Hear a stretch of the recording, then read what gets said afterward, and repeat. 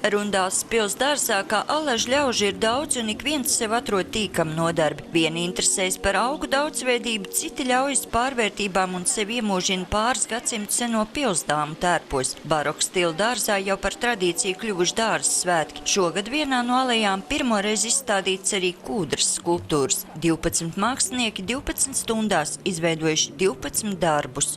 Principā šis ir eksperiments. Būtībā ar šādiem apjomiem nav vēl nekas darīts tik lieliem. Pagājušajā gadā mēs mazliet ar tādiem mazākiem strādājām, kas bija tīri tāda floristika.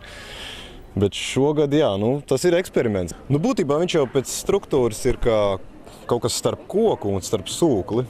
Tā struktūra viņam ir. Tā ir visa augsne, kas ir gadsimtiem ejot saprasēta dabīgā veidā. Un, principā apstrādes materiāli ir gandrīz tie paši, kas kokam. Unikālā kūdras struktūra tagad piedod savu noskaņu purva eņģelim, saules karalim, naudas kokam un citiem tēliem, kas pagaidām jau vien izturēs dabas mātes pārbaudījumus, priecēs pilsdārza apmeklētājus, bet vēlāk pārtaps nākamā gada kalendāra attēlos. Man godīgi sakot ļoti patīk. Man liekas, ka viņš ļoti labi iedarētos kaut kādos interjeros varbūt.